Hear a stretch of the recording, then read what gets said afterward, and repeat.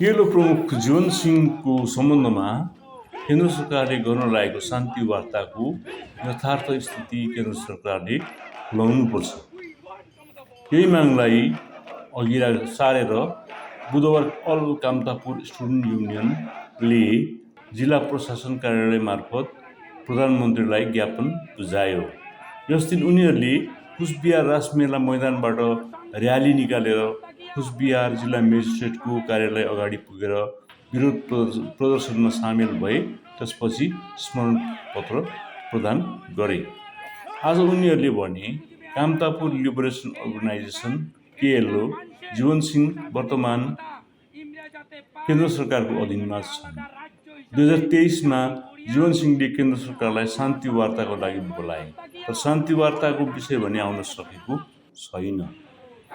उनीहरूले छुट्टै राज्यको मागसहित के विषयमा छलफल गरेका थिए र केन्द्र सरकारले यो विषयलाई किन अगाडि नल्याएको भन्दै यस मागको विरोधमा जिल्ला अधिकारी मार्फत प्रधानमन्त्रीलाई पत्र पठाइएको थियो।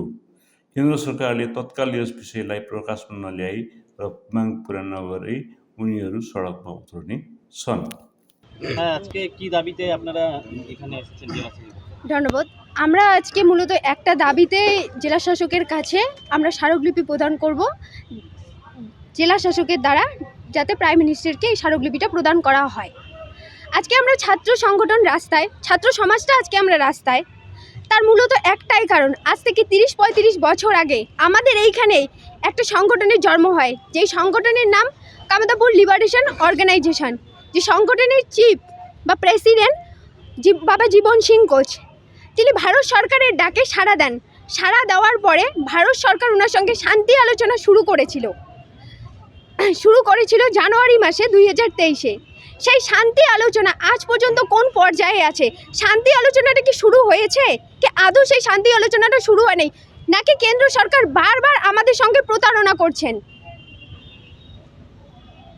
আমরা ছাত্র সমাজ এই কথাটাই জানতে চাই। এক তো আমাদের কাছ থেকে শিক্ষা কেড়ে নিচ্ছে, আমাদের এখান থেকে কর্মসংস্থা কেড়ে নিচ্ছে, আমাদের এখানে হেলথের ভালো ব্যবস্থা নেই। আর আমরা ছাত্র সমাজ করবোটা কি?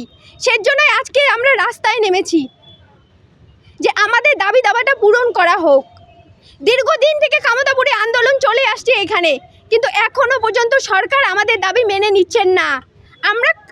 আমাদের যে কামতাপুরি রাজ্যটা ছিল, যে রাজ্যটা 28শে আগস্ট 1949